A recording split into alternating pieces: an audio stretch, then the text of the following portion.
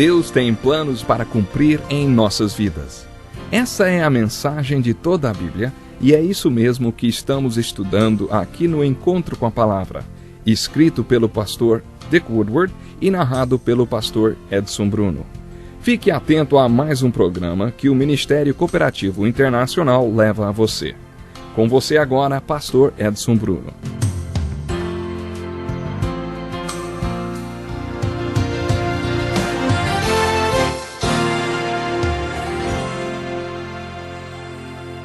Como é bom estarmos juntos para mais um Encontro com a Palavra, e você é muito bem-vindo. Se você está sintonizando pela primeira vez o nosso programa, saiba que este é um curso panorâmico de toda a Bíblia. O propósito desse estudo de toda a Bíblia é dar a nossos ouvintes uma visão telescópica do livro sagrado, antes de terem a visão microscópica dele. Esse curso inclui estudos especiais e individuais dos livros da Bíblia, versículo por versículo, e aulas sobre vários tópicos, como casamento e família. Enquanto estudamos, estamos sempre buscando uma aplicação devocional da Palavra de Deus, ou seja, como posso aplicar essas verdades à minha vida? Em 180 aulas, estudamos o Velho Testamento e agora iniciamos o estudo do Novo Testamento, com uma introdução geral aos 4 evangelhos e também um estudo mais focalizado no Evangelho de Mateus.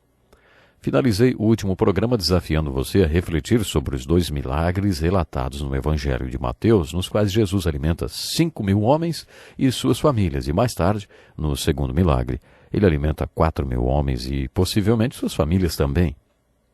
Pense nesses milagres. O registro sagrado diz que havia 5.000 homens no primeiro evento, 4.000 no segundo, com possibilidade de mulheres e crianças também estarem lá. Isso significa que poderiam ser cerca de 20.000 pessoas. Você conhece alguma coisa sobre a indústria de restaurantes ou de alimentação?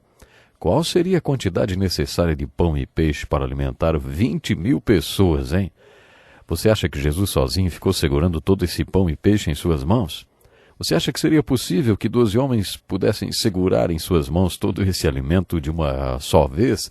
Parece óbvio que esse milagre tenha acontecido enquanto o pão e o peixe iam passando das mãos de Jesus para as mãos dos 12 e depois para as mãos da multidão. Não esqueça que Jesus disse: "Não os mandem embora, alimentem a multidão. Quanto de comida vocês têm?" Foi então que André encontrou um menino que tinha levado seu almoço, 5 pães e 2 pedacinhos de peixe.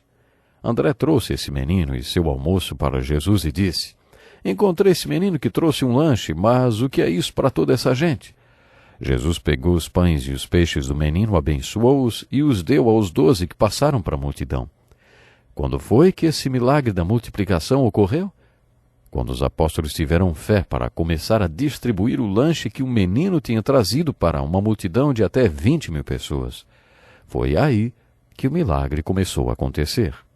Esse milagre é semelhante ao que Jesus realizou transformando a água em vinho. Esse milagre está registrado no 2º capítulo de João. Jesus e sua mãe foram convidados para uma festa de casamento e, quando o vinho acabou, a mãe de Jesus lhe disse: "Eles não têm mais vinho."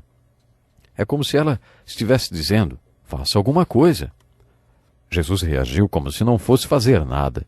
Mas sua mãe disse aos empregados: "Façam tudo o que ele lhes disser." Os potes vazios podiam comportar de 80 a 120 litros. E Jesus disse aos empregados: "Encham os potes com água." Assim que os empregados terminaram de encher esses potes com água, Jesus disse: "Agora levem um pouco ao encarregado da festa." Jesus já estava mandando servir o vinho e provavelmente os empregados pensaram: "Ah, tá bom.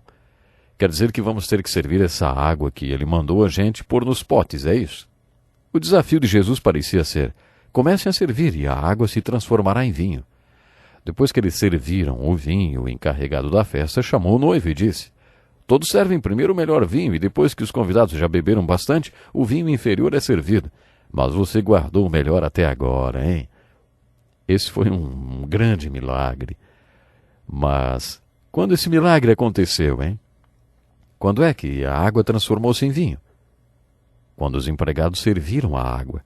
Quando obedeceram em fé, eles creram. E quando os pães e os peixes se multiplicaram? Quando os apóstolos tiveram fé para crer que aqueles 5 pães e os 2 peixinhos poderiam alimentar milhares de pessoas, quando eles obedeceram em fé, aí o milagre aconteceu. A estratégia de Jesus ilustrada nesse milagre foi: Jesus Cristo veio a esse mundo como Salvador. Jesus falou para o rabino em João capítulo 3 que ele é o único Salvador de Deus, a única solução de Deus, o único Filho de Deus. Jesus quer ser essa solução para o mundo. Ele quer passar essa salvação para o mundo através dos seus discípulos, através da sua igreja para o mundo perdido. Isso quer dizer, através de pessoas como você e eu. Jesus podia ter alimentado a multidão de qualquer outra maneira. Mas por que ele passou o alimento para os discípulos para que eles passassem para a multidão? Porque Jesus queria nos mostrar o que significa satisfazer as necessidades do mundo através da sua igreja, através do seu povo. Jesus tinha analisado, organizado, delegado e agora estava supervisionando. Enquanto o alimento estava sendo distribuído, Jesus estava lá, supervisionando, para ter certeza de que aquela provisão iria de suas mãos para as mãos dos discípulos e delas para o povo necessitado deste mundo carente. Observe que esse padrão se repete no Evangelho de Mateus e culmina com o grande comissionamento, no capítulo 28. Durante 3 anos, Jesus tentou passar esse princípio para os apóstolos. Eles estavam estrategicamente posicionados entre Jesus e as multidões, e toda a provisão de Jesus para as multidões passava das mãos de Jesus para as dos apóstolos, para depois chegar às multidões. Jesus enfatizou pela última vez esse princípio quando fez o grande comissionamento registrado no último capítulo de Mateus. Jesus tinha sido crucificado e ressuscitado quando reuniu os apóstolos mais uma vez e lhes diz para irem para a Galiléia. Antes de ser crucificado, Jesus havia dito que os encontraria na Galiléia. Você faria planos para se encontrar com alguém se soubesse que seria executado? Jesus disse que os encontraria na Galiléia, e os apóstolos se lembraram disso quando ouviram que ele tinha ressurgido. 500 discípulos foram para a Galiléia e receberam de Jesus o grande comissionamento. Foi-me dada toda a autoridade nos céus e na terra, disse Jesus. Portanto, vão e façam discípulos de todas as nações, batizando-os em nome do Pai, do Filho e do Espírito Santo, ensinando-os a obedecer a tudo que lhes ordenei, e eu estarei sempre com vocês, até o fim dos tempos. Todos os evangelhos terminam com esse comissionamento, e o livro de Atos, que é o livro histórico da igreja, começa com o grande comissionamento, mostrando-nos que os discípulos realmente foram a todas as nações da terra. Eles fizeram discípulos, batizaram, ensinaram a eles tudo que Jesus tinha lhes ensinado. No dia do Pentecostes, quando surgiu a igreja com todos aqueles sinais e maravilhas, Pedro disse: "Vocês sabem quem fez tudo isso acontecer? Jesus, o homem que vocês crucificaram, que ressuscitou e está sentado à direita do Pai." Mais uma vez, Jesus estava supervisionando e agonizando por causa da sua igreja. Ele ainda faz isso. A história nos conta todas as perseguições à igreja de Jesus que aconteceram, e ainda acontecem em várias partes do mundo, e por isso Jesus agoniza. Outro motivo que o faz agonizar é que sua igreja não é mais como deveria ser. Ela é superficial, e Jesus quer que ela seja uma organização missionária. William Booth foi o fundador do Exército da Salvação e trabalhou muito nas favelas de Londres. Ele costumava dar apelidos às pessoas que se convertiam e apelidou uma Sally de Boca Santa. Você deve imaginar por quê. Quando Sally Boca Santa se converteu, foi convidada a tocar bateria nas reuniões que eram realizadas nas ruas. Durante algum tempo ela ficou muito animada, mas depois não parecia tão entusiasmada tocando sua bateria. William achou que deveria dar-lhe uma oportunidade e durante uma das reuniões convidou Sally Boca Santa para dar um testemunho. Ela se levantou e começou a falar. Pessoal, vocês sabem que agora eu sou de Jesus. Antes eu dançava em bares, bebia muito e falava muito palavrão. É por isso que me chamam de Boca Santa. Mas sabe, desde que eu conheci Jesus..." Aí o seu rosto se iluminou e ela continuou. "Eu gosto de tocar essa..." Falou um palavrão de bateria. O testemunho não podia ter sido melhor. Só que William decidiu que da próxima vez instruiria melhor as pessoas antes delas dizerem qualquer coisa. Essa história é uma boa ilustração do que significa ser cristão, ser discípulo de Cristo. O que significa ser parte de sua solução e de suas respostas. Será que isso significa tocar bateria nas praças? Será que é isso que fazemos com a pessoa quando ela se converte? Entregamos a ela uma bateria e dizemos, toque? Será que é isso que significa ser cristão?